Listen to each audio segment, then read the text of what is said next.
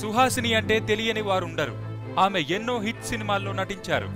Cinema పరంగా ఏ పాత్ర ఇచ్చినా ఆ పాత్రకు తగ్గట్టుగా ఒదిగిపోతుంది. సుహాసిని పరమకుడి అనే గ్రామంలో జన్మించారు. ఇక్కడి నుంచి శ్రీలంకకు 2 గంటల ప్రయాణం. ఆమె తల్లిదండ్రులు పరమకుడిలోనే ఉండేవారు. తాతయ్య మద్రాసులో నివసించేవారు. సుహాసిని చిన్నతనంలోనే తల్లిదండ్రుల నుంచి దూరంగా మద్రాసులోని తాతయ్య ఇంట్లో పెరిగారు. నాన్నమ్మ సలహాలు వింటూ తాతయ్య శిక్షణలో పెరిగిన ఆమెను బ్యాంకు మేనేజర్ని చేద్దామనుకున్నారట. కానీ అనుకోకుండా నటిగా మారానని సుహాసిని చెబుతుంటారు. సుహాసిని నటించను అంటే కమల్ హాసనే బుజ్జగించి స్టూడియో కట్టిస్తానని ఆశపెట్టి ఫిల్మ్ ఇన్స్టిట్యూట్లో చేర్పించారు. అక్కడి నుంచి కెమెరా అసిస్టెంట్గా చిత్ర పరిశ్రమలోకి అడుగుపెట్టారు. అయితే కెమెరా ముందుకు రమ్మనడంతో నటిగా మారారు. కమల్ స్టూడియో కట్టివ్వలేదు, కానీ నేను మాత్రం ఇన్నేళ్ల నట జీవితాన్ని పూర్తి చేసుకున్నా అని సరదాగా అంటుంటారు సుహాసిని. దర్శకుడు మణిరత్నాన్ని భర్తగా పొందడం తన అదృష్టమని సుహాసిని ఎన్నో ఇంటర్వ్యూల్లో చెప్పారు. ఆయనకు భార్యనైనందుకు గర్వపడుతుంటాను. ఆయనకి సమయానికి అన్నీ సర్ది పెడుతుంటాను. ప్రతి విషయాన్ని నాతో పంచుకుంటారు. ఏ పని చేసినా అంకిత భావంతో చేయడం ఆయనకే సాధ్యం. అవన్నీ చూస్తుంటే ఆశ్చర్యంగా ఉంటుందని చెప్తుంటారు ఆమె.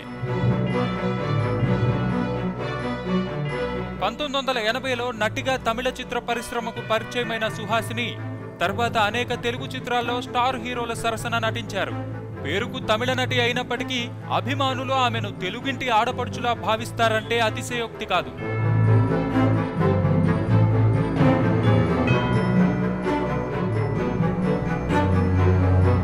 సుహాసిని తన తొలి చిత్రానికే ఉత్తమ నటిగా తమిళనాడు రాష్ట్ర అవార్డును అందుకున్నారు. తర్వాత 1986లో సింధు భైరవి చిత్రానికి గాను ఉత్తమ నటిగా జాతీయ అవార్డును సొంతం చేసుకున్నారు.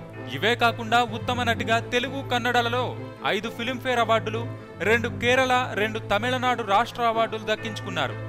సుహాసిని దాదాపు 57 తెలుగు, 48 తమిళ, 27 మలయాళం, 27 కన్నడ చిత్రాల్లో నటించారు. 1991లో పెన్ అనే టీవీ షోకు దర్శకురాలిగా పనిచేశారు. తరువాత 1995లో ఇందిరా చిత్రానికి దర్శకత్వం వహించారు. అంతేకాదు సుహాసిని రావణన్, ఇరువర్, తిరుద తిరుద అనే చిత్రాలకు డైలాగులను కూడా రాశారు. ఉత్తిరి పువ్వుక్కల్, జానీ అనే 2 చిత్రాలకు కెమెరా అసిస్టెంట్ గా పనిచేశారు. తెరపైనే కాకుండా తెర వెనుక కూడా ఎన్నో పాత్రలు పోషించారు సుహాసిని. ప్రేక్షకులకు గుర్తుండిపోయే మరిన్ని పాత్రలు ఆమె చేయాలని కోరుకుంటూ మనసారా ఆమెను గుర్తు చేసుకుంటున్నారు. సబ్స్క్రైబ్ చేయడం మర్చిపోకండి. వీలైతే లైక్, కుదిరితే కామెంట్ పెట్టండి. ఇలాంటి ఇంట్రెస్టింగ్ బ్రేకింగ్ బిగ్ న్యూస్ మాకు తెలిసిన వెంటనే మీకు తెలియజేస్తాం. మాతో టచ్ లో ఉండండి.